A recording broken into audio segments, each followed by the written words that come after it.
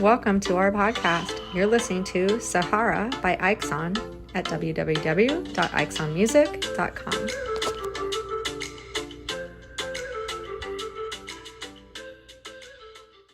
Welcome to Why Complain When You Can Whine? Making sense of the senseless, three professional women attempting to make sense of toxic nonsense while drinking wine.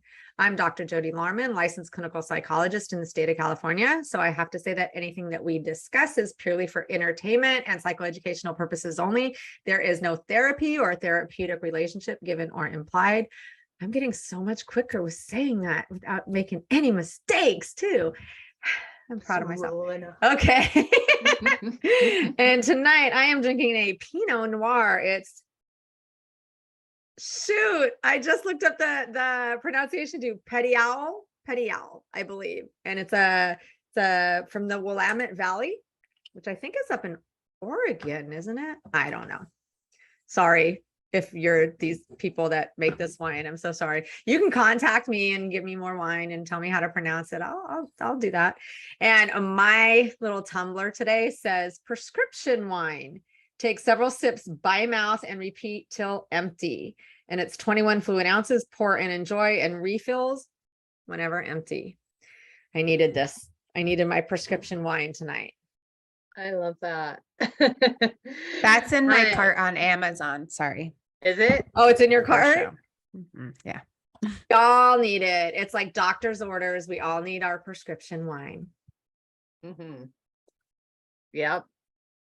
Hi, I'm Heather. I'm a licensed professional counselor in Denver, Colorado, and I'm a domestic violence survivor. And I'm drinking this French-sounding wine called Altremont from España. A very basic nothingness on this, but it's tasty so far. And I've got my glass, The Blood of My Enemies, today, which I have to fill up to the tippy top for you to read all of it, but I think you can kind of see it. Yeah. Can see it. I am Ashley Page, the founder of Loving Single Mom, and domestic violence survivor. Tonight, I am drinking bread and butter Chardonnay. I love the label. It's so clean. And I got a super cute sparkly star mug from Target for $3. Oh, don't On tell me wine that, glass, 'cause I not will go mug, shopping at wine Target. glass. $3 for this cute little Christmassy holiday wine glass. Love it. Cheers. Cheers.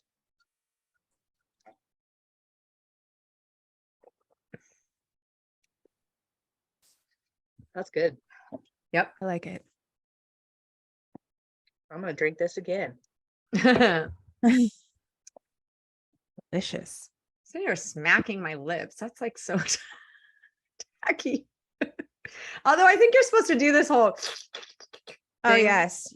You're supposed to sniff, right? To Yeah, left, I do right, smell show. mine before And I then drink you it. I do. slurp. You like air, And then you and kind of aerate it. swirl it around. Yeah.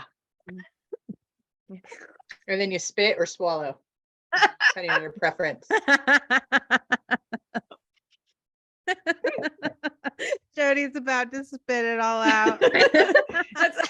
I think now that I think about it, that's what you do with coffee or tea tasting, not with wine. Well, I mean, listen, if it's that bad, I'm not gonna swallow. I'm here for it. Why complain when you can whine, Dr. Jody? Hey. All I heard was the spit and not swallow something. So I was waiting for you to have the alcohol in your mouth before I said it. Watch it. See. I'm just saying, like, if y'all have seen Ratatouille, even he says, yes, if it's not good, I don't swallow. Yeah. Drink your pineapple juice. Eat your yogurt. That's hard to say. Yeah, pineapple juice. I'm not even gonna say what I was gonna say. We're starting off on the right foot though. I had You're some going for mimosas already today, so Yeah, Going he for it. started early. Did you say you started early? You started early. I Oh, did you it. started. I did. I I went did. to the dentist and got my mouth drilled on. So Oh. I hate dental work. I hate going. No, I'm so sorry that you have to go through that. good time. So But what are we wait till I have a discussing? new grill. Are you gonna get diamonds I should. or get all Should gold bling. or silver? Just get veneers with diamonds on them. That Yeah. would be really cool. I'll Or take you, recommendations from everybody. you can get like the Invisalign stuff and just like pop in if you want to change it all the time. So you can have a grill that's got dollar signs or dollar signs. You can have Hey, say it again, Dr. J. Thanks, Jody. dollar sign. Dollar. Glad you make dollar. Dala dala. Dollar. Anyway, so what are we discussing today, ladies? People are like, what the hell did I just tune into? Well, I do have to say, wait, I'm sorry. I know I asked you this question about what we're going to say, but I just have to say one thing. We audio text each other for people listening. So we will send texts, but they're audio texts. And if you ever send audio text, it goes one after the other, like mine will automatically play. So as soon as the first one's done, the second one goes, and then the next one and the next one. So whenever my brother's here and you guys have texted me, I'll have it on so I can hear it. And he's always like, are you on the phone? Sounds like I'm in the middle of a phone call. He goes, this sounds like your podcast. I'm like, it pretty much is. He goes, you should just put that on as your podcast. Like, well, yeah. And he goes, you guys are just talk. It took 40 minutes once for me to go through all the listening. If you step away, you miss a lot. you'll come back to your phone to 80 text messages, no lie. And be No like, lie, damn. I've woken up to 87. Yep. I've Damn, woken up to something like 30 or 40 sometimes. Yeah. I just have to write at the bottom. Okay, give me 30 minutes. I got to catch up. Yeah. But that, and he said it twice. He's like, that should be your podcast. That sounds like your podcast right there. Just listening to you guys, your audio text back and forth sounds like your podcast. Well, and to be honest, it's probably better because it's not filtered at because all. It's completely unfiltered. Actually, there's no alcohol involved. And well, yeah, that's true for the most part. And it's always in the moment that things are transpiring. This is more of like a recap. Our podcast. Yeah. Recap of the week. Although it's still raw, I was thinking about this today too, how I understand why things are edited. Obviously, a lot of things need to be edited, but I like the fact that this is just like last week, Ashley or Heather frozen and we didn't edit it out. We just keep going. We just keep going. It's like, you'll catch up. You'll get there. It might happen again, like she said. It might happen again. We might have another night like that. We'll see. Oh, we already had one where Heather was like vampire. She was there and then she was gone. That was terrifying. I was like, should I say something? Is I'm sitting with a psychologist. So if I tell her that Heather disappeared in front of my eyes and she didn't, I might get kicked off the podcast. I was shocked. Had I have not been shocked either, I would have been like, I don't know what you're talking about, Ashley. You should have played it like that. Like, let's just make Ashley feel like she's lost her marbles. I wish I would have, but it shocked the shit out of me too, because all of a sudden I was like, wait, did I totally miss something? So yeah, that's the only reason I didn't. But someone asked me what gaslighting was. One of my clients asked me, like, he's like, is this gaslighting? And he was explaining something. And what I should say is gaslighting would be like me telling Ashley, nothing happened. Heather's right there. I didn't see her leave. I didn't see anything. She's still sitting there, Ashley. What are you talking about? Yes. Something wrong with your computer or your brain or the computer in your brain, but she's fine. She's right there. I see her. I'm talking to her right now, as a matter of fact. Take a break. Excellent Ashley. example of gaslighting. Can gaslight our poor Ashley. Oh, well, speaking of toxic behavior, there's been some crazy shit happening this week in the world of TikTok that we've all seen. Fuck. Let's talk about it. Let's make it make sense. Mhm. People call it, I have 3 things on the docket. People saying that they've been diagnosed as sociopath, numero uno. Mhm. Okay. Numero dos, taking online quizzes to be diagnosed a narcissist, numero dos. And numero tres, people diagnosing and calling themselves empaths. Is an empath real or not? So where should we start? I mean, it doesn't have to be in order. Like, let's just pick. I mean, that's 3 whole topics that we could devote 3 entire podcasts to, but let's just. Can we start with saying that there, psychologically speaking, is no real true such thing as an empath? Oh, yes, we can absolutely start with that. Okay. Yeah. Now, there are people being like, what the fuck? Yes, there are. There absolutely are. Like, fuck you for saying that. You are spreading misinformation. I am an empath. There's You don't people know listening right now. They're shit. like, I'm done listening. You don't know shit. Cancel these whack." bitches. You need to lose your license. I hope you never Yes. practice again. I'm gonna your go golden file a eggs smell funny complaint. anyways. Mhm. Yeah. Yeah. You Let's can address be those people. extremely empathic. You can feel for other people. But now this is psychologically speaking, and honestly, the world, because of social media, is changing so much, not always in a good way, that maybe just due to one of those things where like a word becomes a word just because everybody says it, not because it was a true word. All of a sudden it's in the dictionary and it was never, and it's grammatically incorrect, but it became a word because everybody mispronounced it and that became the word. So maybe eventually empath might. Can I share what Google is saying signs of an empath are? Because I have to share this. You're gonna Okay, freak out. before you do, I do have to make a little bit of a full disclosure, full transparency. I did put a video on my page saying what is an empath, and it was something from India that I just like redid from India, and it was all about being an empath. But I did say, although technically, theoretically, there are no such things as empath, I'm still putting this video up there to point out these kind of traits. So I will say, so if you ever go to my page and go, well, you're saying this, but you posted that, I did put a little caveat of, what, Ashley, what? It just cracks me up. I put this up there. It's up there. Don't come for me.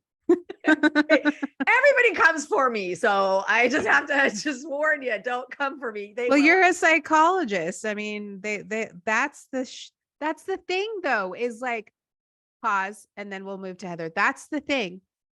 Even earlier yesterday, I had to step in and be like, listen, you are arguing with a psychologist You know how many people have about done what that? victim blaming is.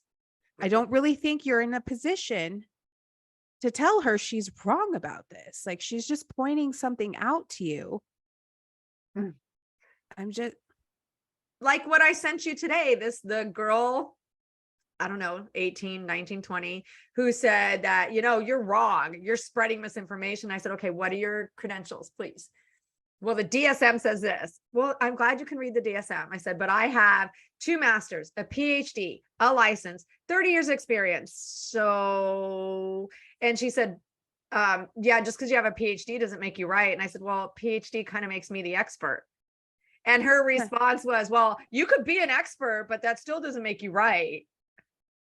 But I mean, like, and listen, I have a lot of family that have passed away from cancer or have survived cancer. Listen, who are you going to go see if you are diagnosed with cancer? WebMD. WebMD. Okay. That's Dr. Google. Yeah, that's all right. Heather, we're ready for you. Speaking of Dr. Google. Oh, wait. Is she gonna disappear in 2 seconds? Don't screenshot right now. Everyone don't. We're here. I was gonna screenshot y'all too, because it was great. Don't worry, we have replay. Okay, we're ready, Dr. Google. It's Dr. that Google. commercial, you know, the commercial, have you seen the commercial of the, oh God, what is it? Flow, whatever insurance company where they do the replays. They're like, I never did that. And they're like replay and they bring in the little camera and they're looking at it like sports. They're like, oh, that does look like me. And they're like, yeah, because that was you. We have a replay. So go ahead, Heather, and take a picture. She freezes in the same spot every time. It's only when she goes to talk, man. Poor Heather. Fine, I'm here. Yay. Okay, I'm back. no, So you're not. no, Now you are. now I'm back. Am I back now? Yeah. Okay. All right. Signs you're a fucking empath. You have a lot of empathy. Closeness and intimacy can overwhelm you. You have good intuition. You take comfort in nature. You don't do well in crowded places. You have a hard time not caring. People tend to tell you their problems. You have high sensitivity to sounds, smells, or sensations. You need time to recharge. You don't like conflict. You often feel like you don't fit in. You tend to isolate. You have a hard time setting boundaries. You see the world in unique ways. Find it difficult to cope with sensory or emotional overload.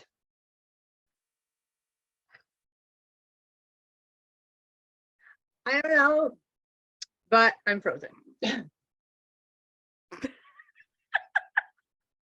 You finished that sensory overload. That was it. Good. Awesome. Oh. I got them all. That was it.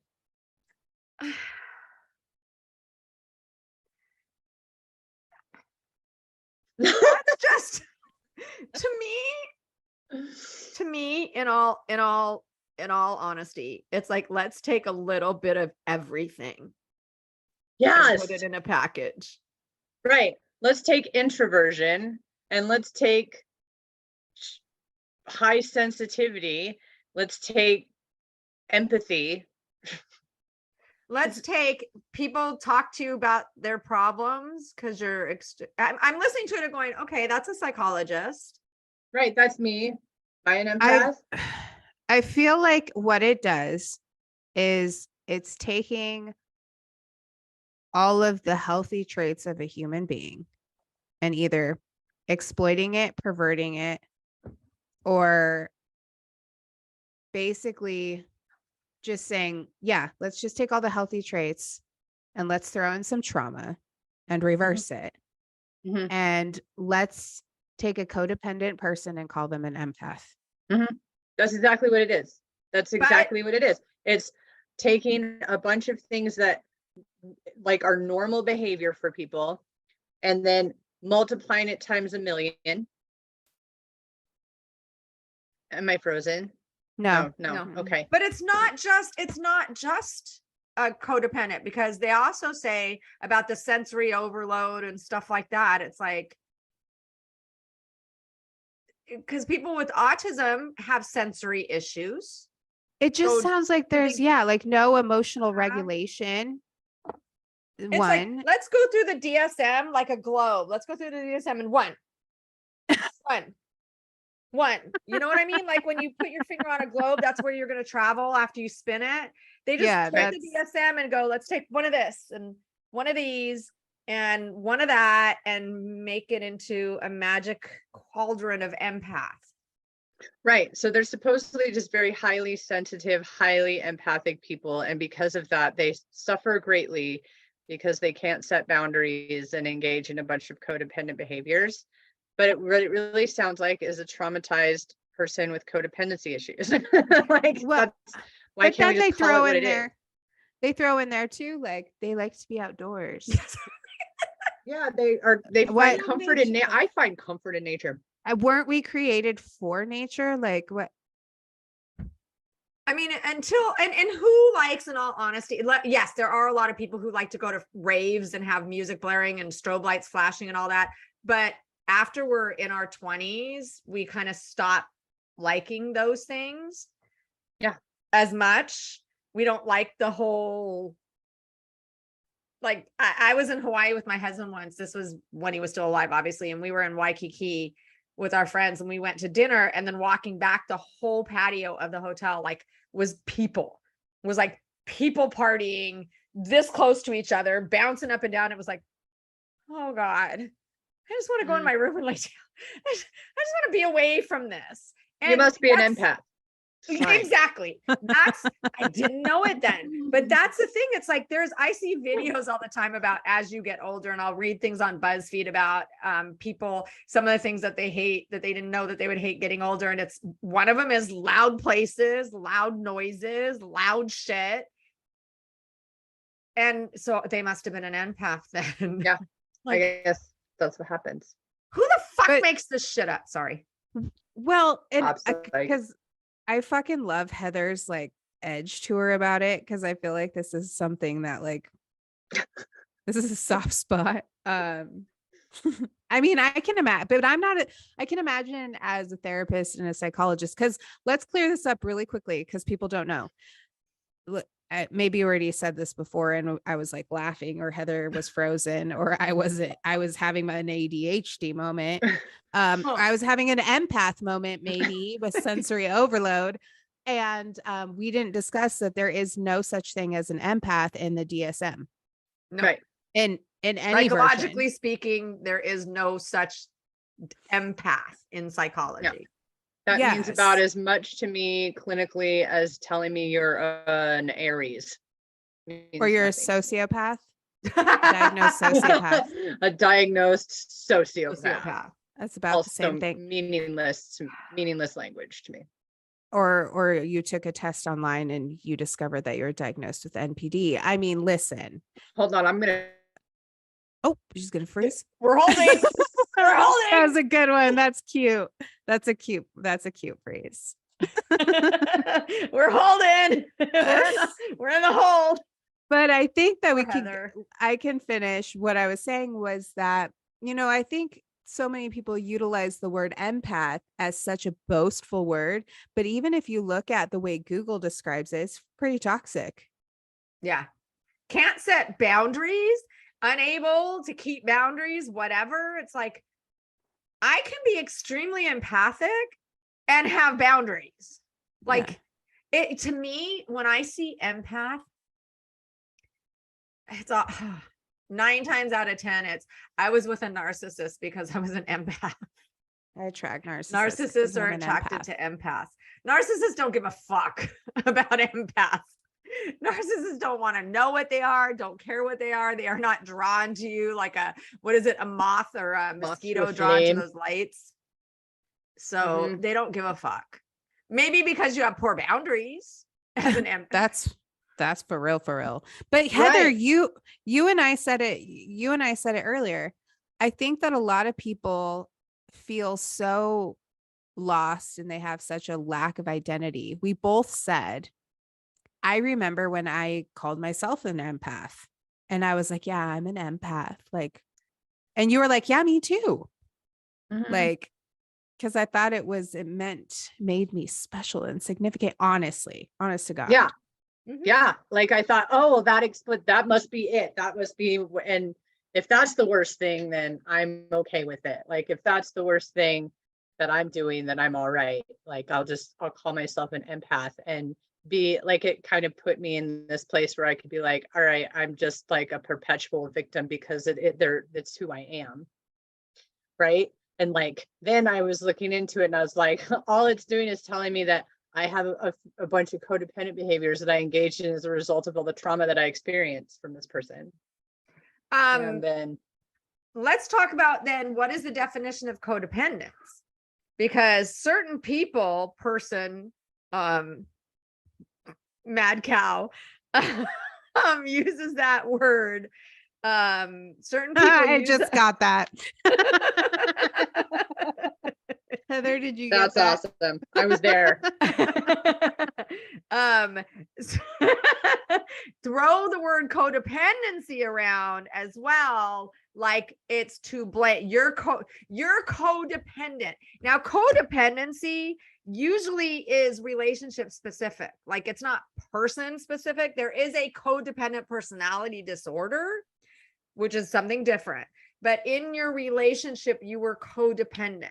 You are not codependent in the sense of a codependent personality disorder. In your relationship, you were codependent. You had a codependent relationship. Codependency is enabling the other person to continue their negative behavior. So unlike some people who throw the word around, like you're an empath because you're codependent, or you're codependent because you're empath, you don't fucking know a single thing that you're talking about. You just heard it somewhere in a book or on a video and it sounded really good, and now you're regurgitating it. It's really important to learn what codependency is and the real meaning of it. Because here's the thing, and this is what we were talking about this earlier, because I get seriously angry and people are like, why are you mad? Why are you mad? It's social media. But when it comes to mental health and not using mental health terms and trying to throw around slang or colloquialisms that aren't real or true instead of the real and true things, it's like, I am about destigmatizing mental health, but I'm not about making mental health fun and glamorous and glorifying things by saying, for example, sociopath instead of ASPD, because everybody knows sociopath. Well, everybody knows sociopath because you keep saying it. Say the real and correct term. So codependency means basically one person enables the other person's self-destructive behavior. Yeah. So you're an enabler. Yeah. Yeah. Like it really, go ahead. Go ahead, Heather.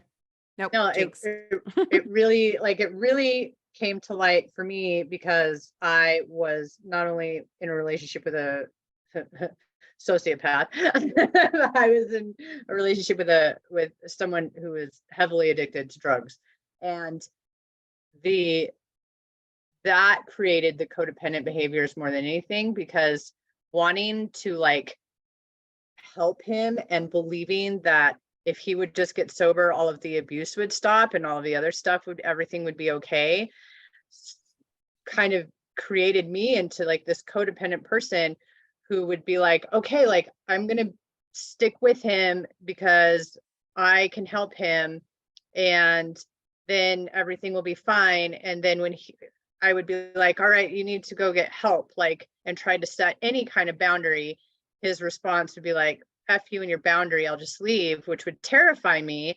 And so I would not set the boundary anymore, which then enabled him to continue to stay sick. And that's like the nature of codependency, is when it's like, you can't set a boundary anymore, or you feel like you can't set a boundary anymore. And they take advantage of that and then continue to stay in their self-destructive cycle. And that, with addiction, most people on earth have experienced or have a family member, someone close to them who's experienced addiction. And you can identify the codependent member of your family who just wanted to keep that person fucking alive and would pay for their shit or, buy their booze or whatever and let them stay at their house so they wouldn't be homeless and all of that stuff, because you just don't want them to die, because you can see that's where they're going. And so that really creates a lot of codependency in people. And in abusive relationships, it's the same, but it's a little more like difficult, I think, to see, because there's like this total loss of self that happens. And when you're being gaslit and manipulated and victimized on top of trying to like save a person, it gets really, it gets insane, really. It feels really gross. So that's when I figured out what codependency was in that relationship. And thinking that I needed to save him, and as a result, completely lost myself, stopped taking care of myself or focusing on myself, stopped setting healthy boundaries for myself, pretty much like lost my sense of what was important to me in my life, right? Because like if I gave two shits about my life, I would have gotten the fuck out of there, you know? So like it was really yeah,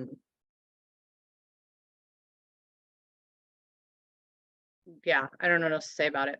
But that's codependency to me in a nutshell. And I don't want to like be victim blaming by saying that stuff either, because I am not responsible for the abuse I endured from him as a result of me being unable to set boundaries with his addiction stuff, right? Like I kind of view those two things separately. Like the crazy narcissistic abuse really is what it was, like the gaslighting and all the cycle of shit that he did to me. I view that as kind of separate from me trying to save him from the addiction, you know? And so I don't excuse the abuse by saying I was codependent and therefore it was my fault. Like that's not it. I also don't excuse the addiction by saying that that was my fault. But yeah.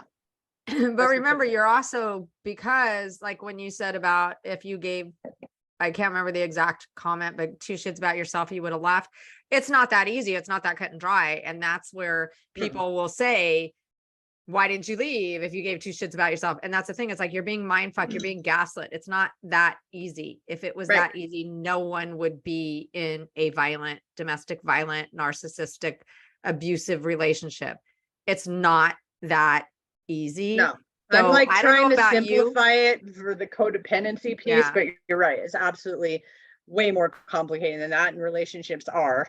But because I don't know about you, Ashley, but when I heard that, I was just like, no, like no, like not in a bad way, but in a sad way. Like don't think that it's not that simple. It's not that cut and dry. And I think that's where empaths come from, because they'll say, well, since I did that and I didn't give two shits about myself because I'm an empath, because the other person. Yes. I think that that is a very clear distinction. Like, let's pretend for a second empaths are real based on the way that society has labeled it. Is we have the cluster B. I'm not even going to say narcissist. We have the cluster B group that runs from accountability and responsibility. And then you have the quote unquote empaths who someone has, and I've said this in videos before, someone has to take responsibility. And if you're not going to, I will. Like someone has to be to blame. Someone has to be responsible for this. Someone has to clean this up. Someone has to tend to it, because ignoring it's not going to make it go away. Someone has to be at fault. So then let it be me. And like, my mom is extremely codependent. It's disgusting. And listen, I'm Hispanic, and I have seen time and time again in the Latin culture that women, when there is a boy, when a woman has a little boy, this is at least what I've seen in my culture, that the little boy is the king of the mountain, and the mother will do anything and everything, to the point where, this is the way I described it to my mother. I said, she goes, what's codependency? And I said, to sum it up in one sentence, Mom, I said, it's the inability to allow another person to experience discomfort without you feeling the need to resolve it for them. And she goes, oh my God, I'm codependent. I said, anytime someone feels discomfort, you will do anything, to the point of masochism, in order to make sure that they don't experience natural consequences for their own choices. And she goes, oh my God, Ashley. And she goes, my mom did that. My aunts did that. She goes, that's our culture.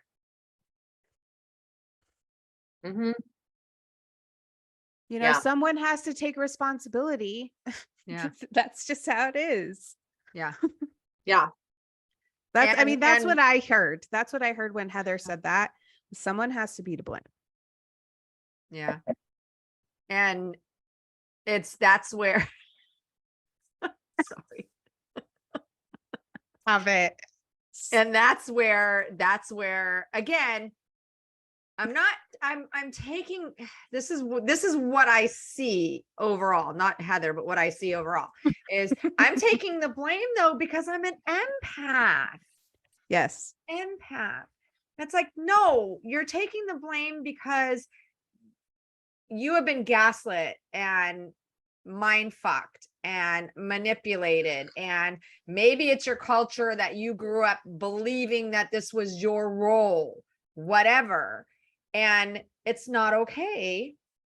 And there's a part of you that knows it's not okay, and so that's how you excuse it, by saying, but I'm an empath, so that's why I did it, instead of saying, fuck, I don't ever want to do that again.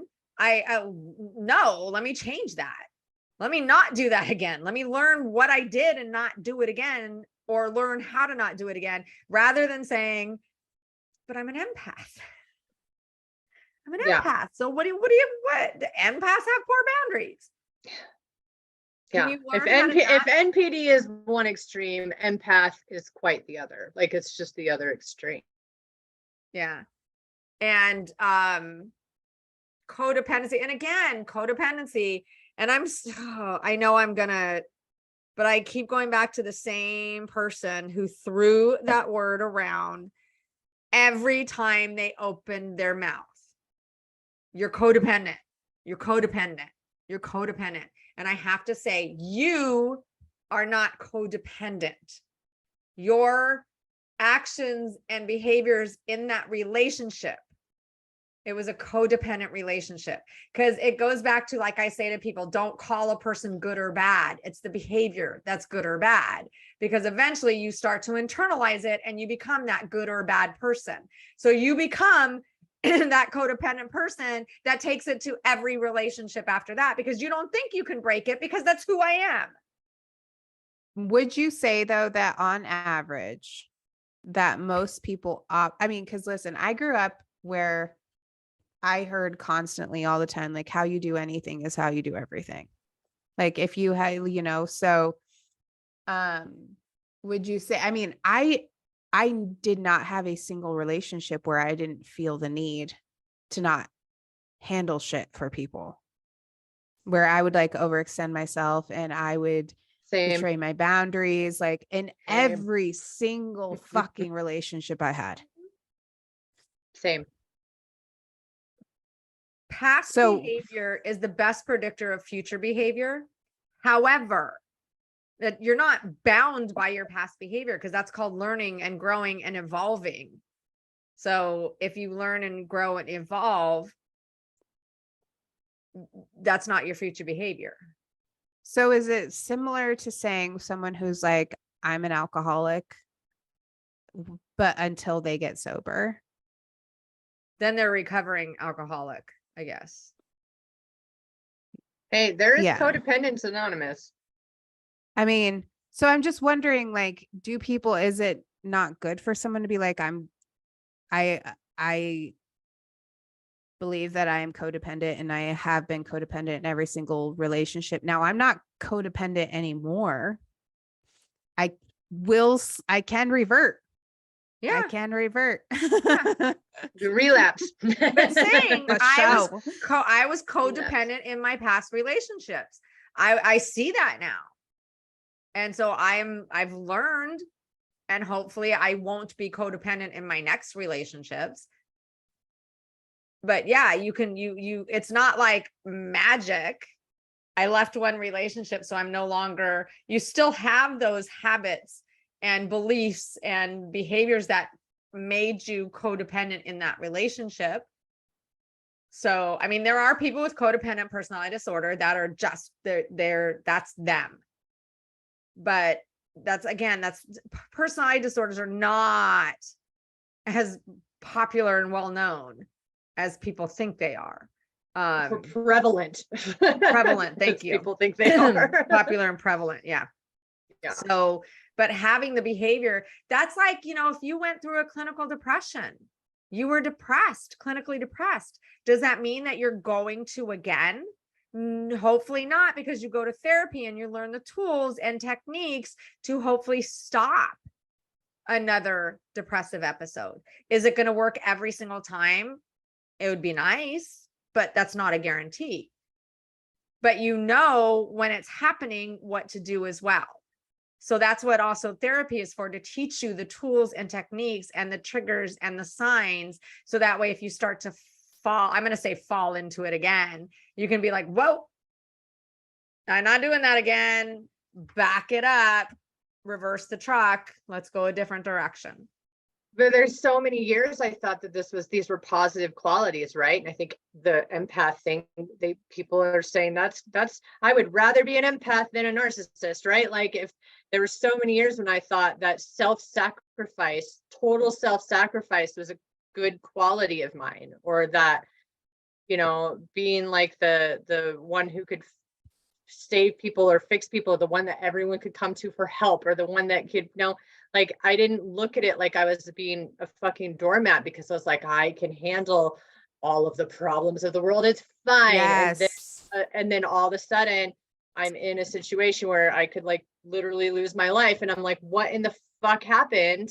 And I have to look back and say, all of those things that I thought were positive attributes of mine were the same things that were putting me in really dangerous situations that got me in a lot of trouble in relationships. So like, and it took me 40 fucking years to figure that out. And now I'm like on this mission with you all to hopefully teach people how, like, it is normal to want to help people. It's normal to have empathy. It's normal to have like these positive qualities, and they're good qualities to have. But when you take them to the extreme of total self-sacrifice, you are putting yourself in a really dangerous position for people with NPD, or even just abusive people, to take advantage of you. And well, yeah, sorry, keep going, go girl, ahead. because No, you I'm good. inspired me. Because well, let's be honest, like, society normalizes extremes. There is no happy middle. And like, for the most part, we weren't taught how to have healthy relationships. I wasn't fucking taught boundaries. I also wasn't empowered to say the word no. I wasn't. You get that I from wasn't. your parents typically. Yeah, like, Watching your and parents. we are taught to over sympathize with people, regardless of the treatment towards us. It's always about the situation. Like, look, geez, look what they're going through. This is why they're treating you that way. And they just really need to be loved on, and they just really need this. And like, to the point where we're like, okay, yeah, just keep lying to me. Just keep slapping me. Just keep, let me just keep sacrificing my happiness for you, because surely the most important thing is making sure you're happy. right. Yeah. That's what we're taught. Yeah. And now I see comments on TikTok of that person who says they're a diagnosed sociopath, and they're like, gosh, I wish I was a sociopath. It wouldn't hurt so much. Like, I saw comments like that on this person's video, and I was like, holy shit, the normalization of the extremes is really not healthy. Like, you don't want to become an abuser just because you've been abused. Like, that's not, we don't want to go to the other side, the dark side. There's not cookies over there. It's not great.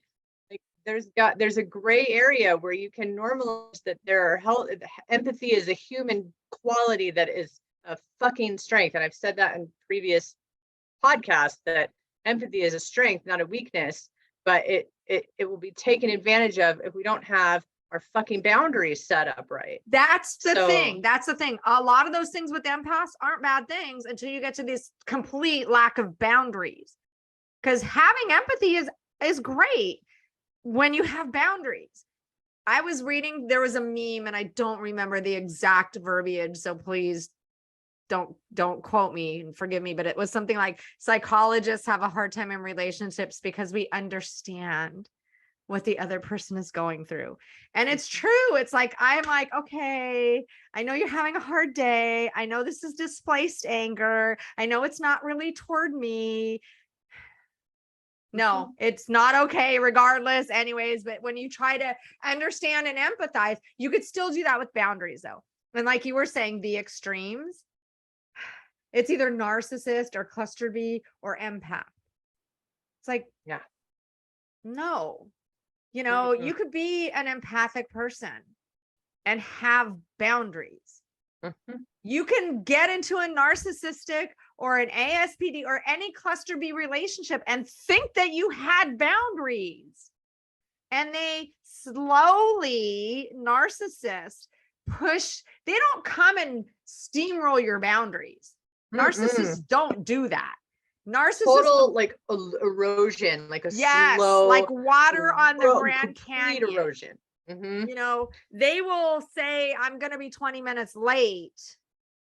And you're like, because I have to stop and get gas. Okay.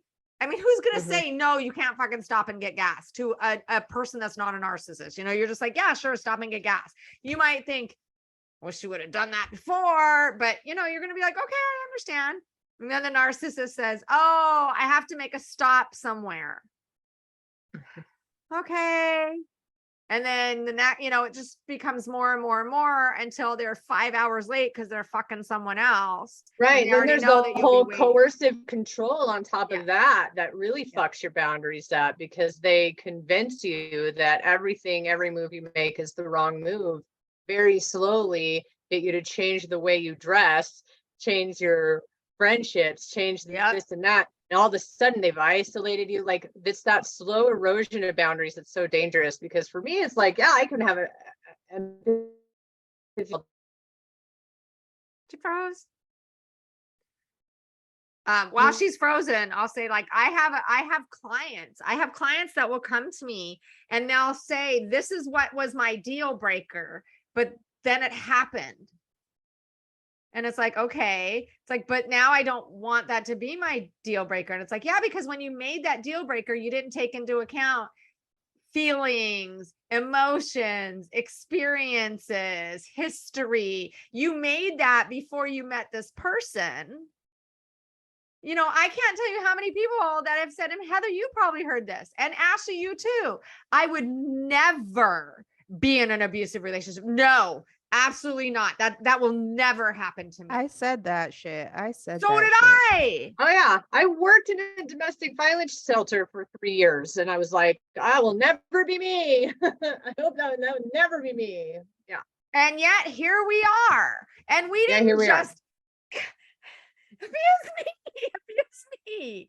Yeah, right. Yeah. People don't understand. It's really easy to say things when you have no fucking clue about them. Yeah. It's really easy to say that you would never, or that you would leave, when you're not in it. It's really easy to say that, you know, it's really easy to look at a Rubik's cube if you've never done one and say, that's fucking easy. What's wrong with you, you moron? Yep. If you've never done it, you know, Yeah. they don't understand that the slow erosion of the betraying of the boundaries, that it's mixed in with these, it's peppered with all of these really amazing memories, or these, like, this laughter and this joy and this fun and these glimpses of a really beautiful future together. They don't understand. It's not like it's 24/7 abuse. Mm-mm. Like, it's this constant push pull of, like, I just want to get it back to where it was. Like, I just want this, like, you know, we have such an amazing time together. And they also don't understand. And Dr. Jody, you can talk more about this, the way that the brain works and neuroscience, and how your brain will always go towards what's easier to believe and what's more happy than it will to face the reality of what you're going through. That's just natural, how we naturally work. They don't even understand. They're like, oh no, I would just face it. Like, your brain is not wired to work that way. So I don't care what you think. I don't care. It's wired with fucking empathy, and empathy helps us understand and have compassion for and see the good in humanity, in people that in reality are not fucking human, are not capable of that. And so, I mean, Jody absolutely knows this, but I mean, like what you're describing is how we get trauma bonded to these people. And like, you would never know what that experience felt like unless you have been through it. And the combo of fun stress hormones and fight or flight with dopamine and awesomeness peppered in, as Ashley said, is what keeps us from leaving. It Yeah. really is like what makes it so fucking hard to leave. There was a video, I did not download it, so I can't play it, sorry, where she was saying, and Ashley, you saw this video, I think Heather, you saw it too. She was saying that no one can love bomb you if you have high boundaries and high self-esteem, et cetera, et cetera. They can't love bomb you. You're immune to it, basically. And I left this is the one that you said that you're arguing with a psychologist, because I left a comment saying they don't drop bombs initially. They're not bombarding you with love bombing when you first meet them. The love bombing comes later. When you first meet them, they're subtle, they're nice, they're good, they're giving you the right amount. And then when they hook you and you try to leave, then there's the love bombing and on and on and on and on and on. So you don't meet a narcissist who the day you meet them, they say, I love you. There are people that do that. That does not make them a narcissist. But there are people that will be like, oh my God, I want to spend the rest of my life with you. And it's like, okay, that's a red flag for 99% of people. So narcissists aren't going to do that. They may say, wow, I've been looking for someone like you for a long time.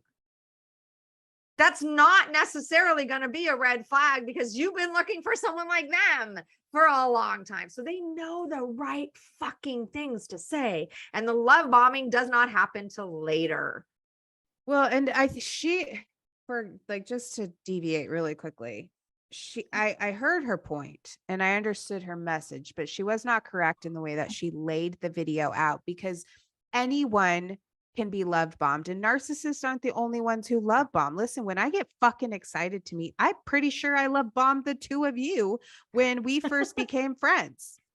Like, cause I was just like, yes, friends. And she's a psychologist and she's a therapist. And I fucking love this. And I don't have any certificates or degrees. And like, I don't want them to leave me or think that I'm lost up here, like, so she used words out of context, because the reality is that normal people love bomb when we're excited to meet people. It's at least in my opinion, based off what I've experienced, it's the pattern and the order in which the love bombing is done, but it's actually not the love bombing.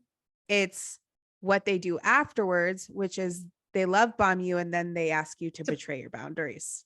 They love bomb you to get you to drop your everything. Mhm. Yes. And that's where the difference is between someone who has processed through the healing and they're like, no, sorry, not doing that. Not going there with you.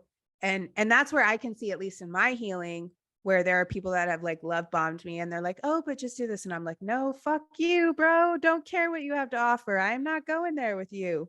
Bye. Because okay, I was married. I'm a widow. My marriage we never split up. We never, I would like to believe we'd still be together if he were still alive. We had a great marriage. So I can't speak on what happens in a healthy relationship outside of my marriage, but then in an unhealthy relationship with my ex. But I think when people have a breakup in a normal relationship, they do, oh my God, I'm sorry. Let's get back together. Can we please work it out? Because I've worked in couples counseling with non-narcissists, and they're kind of not necessarily love bombing, but they're like, I'm so sorry. Oh my God, I shouldn't have done that. Please come back. I miss you. And they genuinely mean it. So there's also the context behind it. So when they work it out and they get back together and it's all good. A narcissist is, oh my God, don't leave. I love you. Come back. I'm so sorry. Oh, you're back. Fuck you. The difference is the level of accountability that these people take, right? Like they come back, like the narcissist will come back taking pseudo accountability and make all these blanket statement apologies and pretend that they actually give two fucks about you and kind of say the right things. But in couples counseling relationships with non-narcissists, the people will come in and actually take accountability for the fucking behavior that they engaged in that caused the relationship harm. And that's the difference. And that's what to really look for, is because I got fooled so many times by my ex coming back and taking pseudo accountability for behavior and fake ass apologies and fake ass empathy, thinking that he could fake empathy, because this is a motherfucker who has been in treatment programs and a lot of fucking therapy and boot camp in his life. And they have forced it upon him, and he has learned through that what to say to that people want to hear, that a therapist would want to hear, that anyone would want to hear.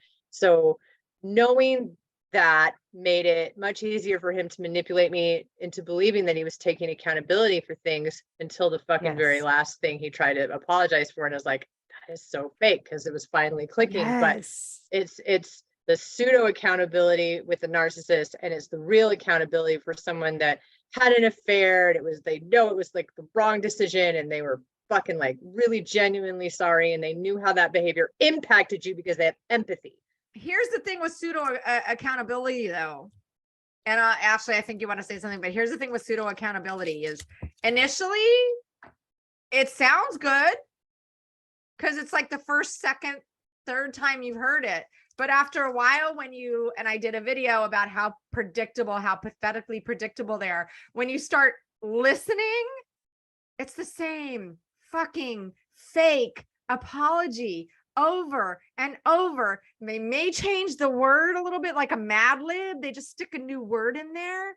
But again, the first, second, or third time, it sounds really good, like a real genuine apology. But then you kind of go, wait a minute. Let me go back in my memory. Yeah. It sounds good really because we do want to hear it. Like we want that fucking apology so badly that a lot of times we'll just accept it without questioning whether or not it's real, right? Like we got an apology. That's all we wanted, was for you to acknowledge and say you're sorry, but it's fake. It's fake when it's abusive people. And I think you wanted to say something, Ashley, because you look like you were getting ready to. I'm sorry. Well, it was just, the reality of people talking about things they know nothing about, because listen, they're doing all of the right things without the authenticity. And so it's very much like, they're making, and I made a video called Counterfeit Love, and it's, they're saying the things that people who love you say, that they're doing the things that people who love you do. Yeah. The problem is that you don't understand that you're with a narcissistic person or an abusive person until they've repeated the pattern too many times. And by then you're so emotionally enslaved to them that it's so hard to break away, because they've lied to you and promised you and had you invest your hope and your future and your dreams into them, that it's like both of you have been saying, it's like this pseudo accountability, and they do all the right things. Let's go to therapy. I'm sorry, it'll never happen again. Like, I'm going to get better. And then you're like, okay, because a healthy person, when they fuck up, they take accountability, they apologize, and then they say they're going to do better, and then they do better. So a narcissist, they do the same thing, but then it's like, oh shit, but I messed up and I'm really trying hard, babe. I'm really trying hard. I'm so sorry. It's not going to happen again. I'm doing all the things. And you're like, okay, I'm going to hang in there with you. We're going to fight. I'm going to go to therapy. Together. I'm going to go to therapy. Get sober. But I'll never get an appointment. I'll never make an appointment. I'm going to go to therapy, but I'm never going to make an appointment. Yeah, but I'm going to keep telling you that I'm going to go. and that's what like I heard the best definition of it was a pattern of manipulation is abuse. And apologies, what was it? Apologies without changed behavior is manipulation. A Yep. pattern of manipulation is abuse. Yep. And I was like, fuck, like if you just want to break it down in one sentence. So Ashley, you're saying they're abusive? Yes. Wait, like wait, that's what? all. Listen, and most people don't even understand that. And that was the best definition I've ever heard in my life is like, if you're going to apologize and you're not going to change your behavior, you're manipulating me. And if this is your pattern, that is abuse. Yep. I don't care Exactly if what it you're is. hitting me or calling me names. I don't fucking care. This Or is cheating a pattern. on me or lying to me. That's Or, abuse. yep. No shit. No shit. Mm-hmm. Jody's Jody's feeling fucking validated right now. it is abuse. Narcissists, all NPDs are abusive. heard it here, folks. 90,000 views will. Oh no, it was 90,000. I'm sorry on my sociopath one. Sorry. But they chased me over from because I turned off the comments of the narcissists are abusive. So they went to that one and started chasing me. Anyway, sorry you don't like the way it fucking sounds, but let's just rephrase it then. A pattern of manipulation is abuse, whether you abuse. fucking like it or not. Oh, they're saying exploitation is not abuse. Exploitative Well, of behavior course is not they abuse. are, because So, then they can't exploit without calling it abuse. So why Right. I can't exploit you if it's abuse. I don't Right. like the way it sounds. Right. and the thing is too, we have this really good and bad. I'm not going to say it's a bad habit because sometimes it works of romanticizing, but it was so good. I remember when we went to Vegas, we had such a good time. No, you fucking didn't. Look at the pictures. Really look at the pictures. Do you remember that picture that you guys took and you fought right before the picture? And you fought right after? Oh, and wait, let's talk about the time that he went out to go to the gym and you guys were supposed to go to a show and he didn't come back from the gym on time. So you missed the show. So was it really that good? Was it? Was it? God, don't even get me started. It was all a lie. Yeah. It's so gross. I don't want to deviate, and I don't know where we're at with our time, but I would love to talk about the way that society is sexualizing people like Jeffrey Dahmer. Like what? Because the reason that stimulated me is because I was talking to a client of mine today who was telling me that she's like, if I'm honest, the way he dominates me is sexy. Like I want to be dominated. And then while he's doing it, I cry because I know I deserve to be treated better. I did a video and then I was going to do a part 2 on it, on why we're attracted to red fucking flags, like walking red flags like that. Can I just say really quick? We could do a whole podcast on that. We should. Yeah. We will do a podcast. Yes. Yeah. Because I have lots of that. Yeah, that's an hour and more of itself. But can I just one brief thing on that? What she's also not realizing is that is what the fuck? I just lost his name, the actor. Evan Peters. Yeah, that is Evan Peters. That is not Jeffrey Dahmer. That is Evan Peters for TV. And no matter how good of a job he is doing, it is still Evan Peters. If Jeffrey Dahmer was in front of you, you'd probably be freaked the fuck out. I heard some scary shit that like I saw. Oh, that was the video. Okay. That was the video I was going to send to you. I saw it was a radio show host with this man and this woman. It's like the #1 radio show in Australia. And they called this woman called in and they were talking about the Jeffrey Dahmer show, which we have to do a whole podcast on this, but she was talking about how she watched one of the scenes where it was horrible and she was sexually aroused afterwards. Yeah, that's going to be a whole other podcast. But we should really talk about it because I think that goes into when we're talking about like, when people are sitting there like, what the fuck is wrong with me? Why am I attracted to this? Why but understanding too that they do this shit on purpose. My ex, I don't know what it was. He was so fucking sexy.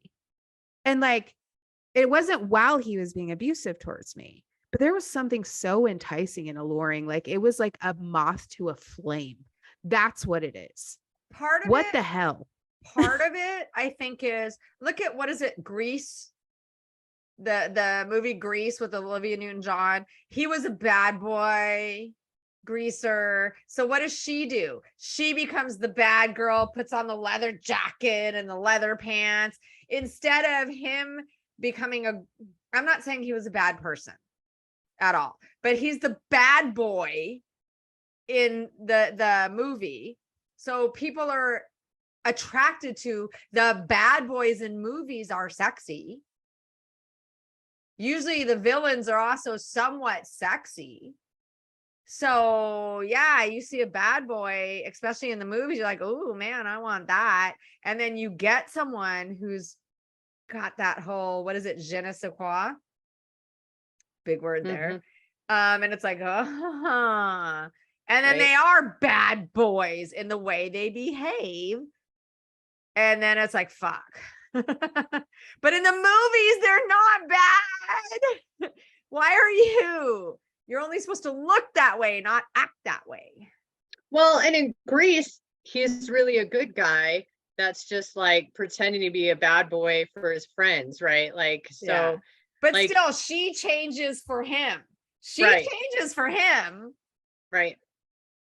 He And didn't he change changed for her. Like, and that's, it's so like, we have like this Hollywood idea that we're also capable of like bringing the good out of these men and changing them. Right. Say it again, Yes. please. Say it again. Say We it have again. this Hollywood expectation that we can bring the good out of the bad boy and Yep. that we'll live happily. Even in what is it, Birds of Prey or Suicide Squad, Harley and Joker, she has this fantasy of her and Joker and their baby, and they're all like living happily ever after in this house and have, you know, like that's her fantasy future with the person that manipulated and nearly killed her and she had to go blow up his buildings. Like that we all want to believe and we all want to see, and it goes right back to empath. We all want to see the good in these fucking bad boys. So, and then with the adrenaline rush and norepinephrine and dopamine that comes with the risk taking of being with the bad boy, combined with the possibility that they are good and can bond with us like fucking normal humans, makes us more attracted to them. And don't even get me started on how fucking Disney has created like bad characters with chiseled fucking jaws and beautiful faces. The bad and boys evil. are sexy. And yes. it's like, damn, like even like you make evil beautiful. Yep. They do. They make it alluring and attractive and seductive. And I even remember this grandiose thought of mine with my daughter's dad that like my love is strong enough to change him. Mm-hmm. Oh yeah. That's not codependent at all. Seriously, I'm like kind of triggering right now because I remember thinking, again, I was told that my ex was Asperger's. I do think he's on the spectrum, but I thought I'm going to be the one because I totally understand. So I will be the one that is successful. He told me going in, not into it, but later on, you know, I've never had a healthy relationship. I'm like, but we do. You have one now. I want to stab myself in the eye right now for thinking that. But I'm like, but you have a healthy relationship. I was so fucking dumb. But I literally thought and he actually, it wasn't just my naivety. I will be honest, because he would say to my friend, we went on our vacation and we're sitting, I remember this so well. We're on a cruise and we're sitting there, me, my friend and him. And he's like, oh my God, she has made me such a better person. I'm such a better person since I met her. And I was just like, I have. Just shoot me now. Just shoot me now. I hate myself for No, that. I was the same way though. Like my ex, I thought I've been working with offenders, criminals, worked in the jail with people who had drug addiction and mental health. So with my, addicted sociopath ex, I thought I was, because I had the ability to help these people, that I had the ability to help and cope with his shit too, right? And like he would do the same thing. Look at who, look at who I have. Like I have a therapist at my fingertips. Like and she's like so helpful and amazing, and she's done so much for me, and she's made me a better person.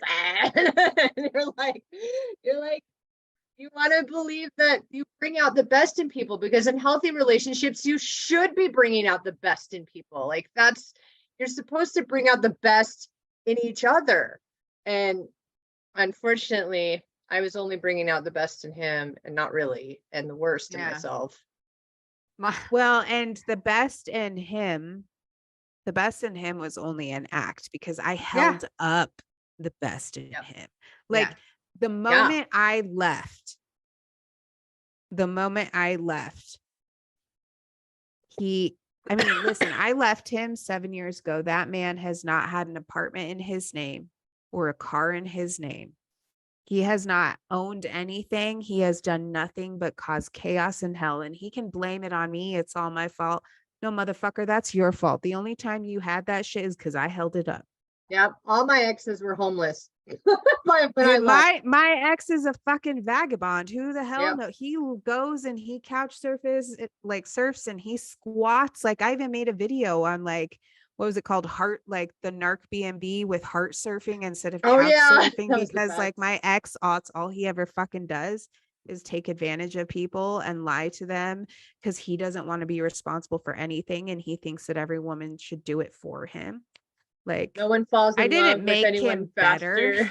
better. I didn't make that man better. I just held him up, and I was drowning while I held him up. Yeah. Right. We were definitely dying. I thought, God, I hate myself right now. I thought when we got engaged, like, see, it worked. Yeah, I thought he was only married once before too. I was going to be, I think, number 4. Number 4. God, dodge that fucking bullet. But I literally, I remember before we got engaged, I said to him, dude, you just want, because this is going to be our episode of the dirty little secrets and fucked up shit our exes did and said and all that. So I'll save the details for that episode, because they're good. They're good. My ex did some like, what the fuck shit. That should be the title of it. What the fuck? That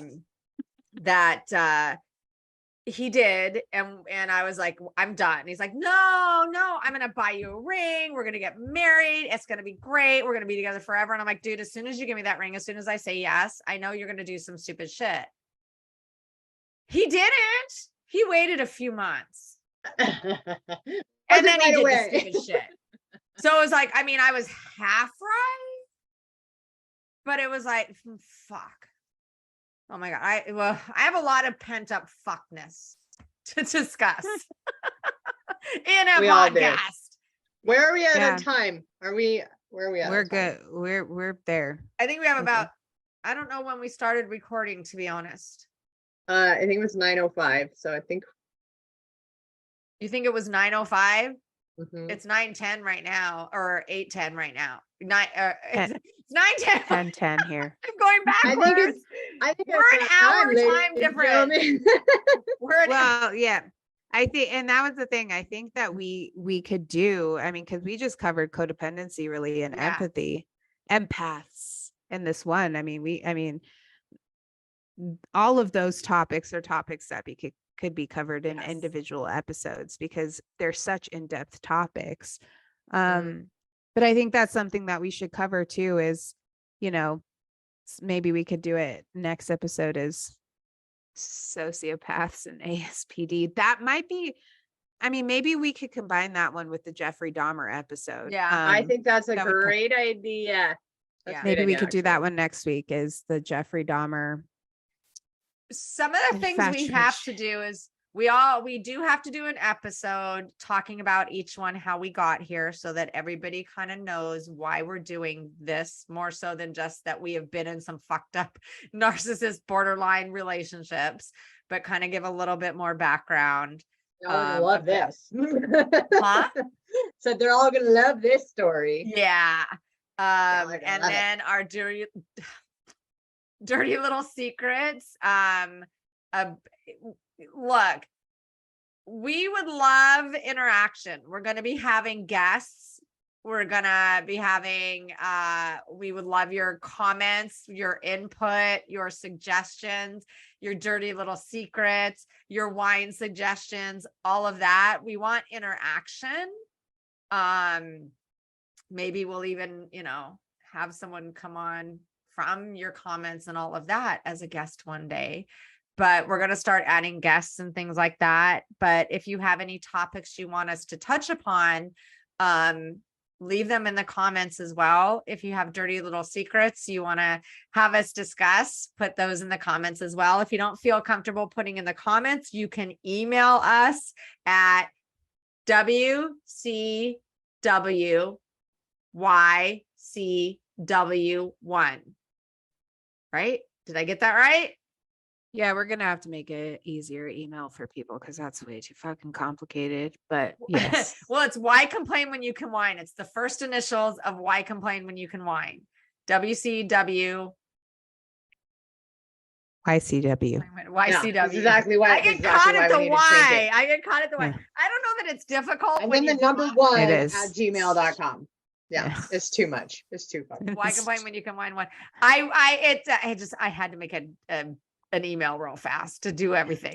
Well, we got you, Dr. Okay. Judy. We're not mad at you, but right we gotta now, fix that for people. you just take the first initials of why complain when you can whine, add the number one, because for some reason, WCWYCW was, oh, look at how good I did that.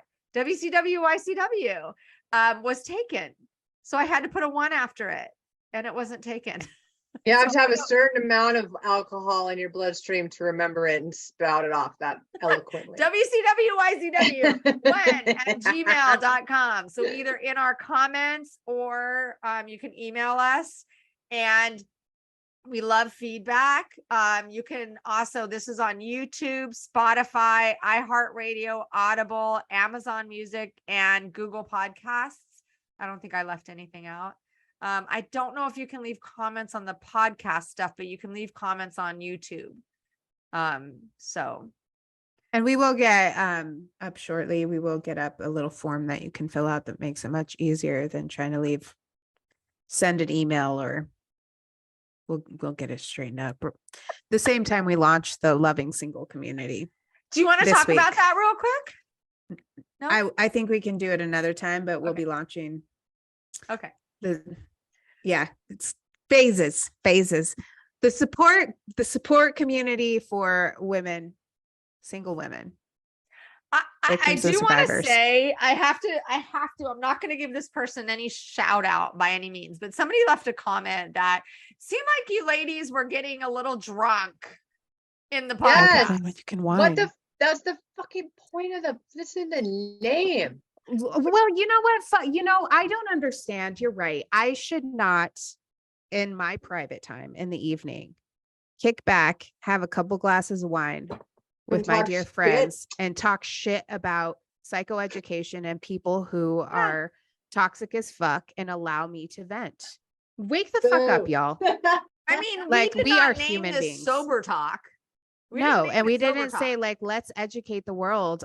Let's pretend we're perfect and never Jesus, Lord have mercy. Lord Almighty. That's why you even have a person on here who's not licensed in anything. Fuck. Let me be them. And that's why I state also this is for entertainment and psychoeducational purposes, because it is called Why Complain When You Can Whine. 3 professional women attempting to make sense of toxic nonsense while drinking Wine. wine. It's a pun. It's a pun, you tight wad fucks. I love you. I Why? got my ass was edgy today. WHINE and WINE all at the same time. We are whining about the toxic shit we see while drinking wine. Right. Chill out.